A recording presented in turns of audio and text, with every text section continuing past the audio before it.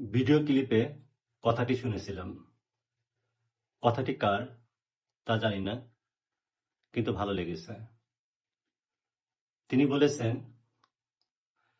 আওয়ামী লীগ করলে নিজের ক্ষতি, আর আওয়ামী লীগ না করলে দেশের ক্ষতি। এই কথার সঙ্গে আমি কিছু কথা সংযোজন করতে চাই।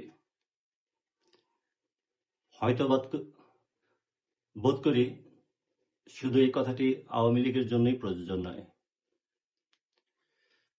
যারা প্রকৃত অর্থে দলকে ভালোবাসে এবং দলকে ভালোবেসে রাজনীতি করে, তারা ক্ষতিগ্রস্ত হয়। আবার সেই সকল ত্যাগী আর প্রকৃত দেশপ্রেমিক এরা যদি রাজনীতি না করে, তবে আবার দেশের ক্ষতি হয়। যারা প্রকৃত অর্থেই দলকে ভালোবাসে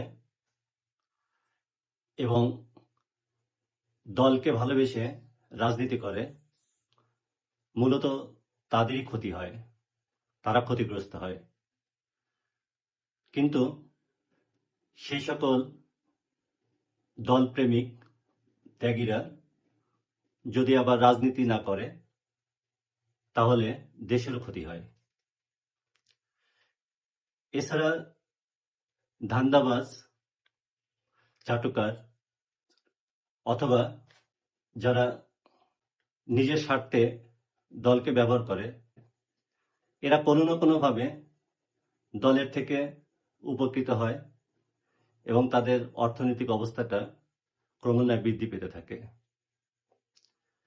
ত্যাগীরা দলের জন্য ত্যাগী করে যায়, কিন্তু সুসময়ে এই ত্যাগীরাই দল থেকে অবাঞ্ছিত কিংবা অবহেলিত অবস্থায় থাকে।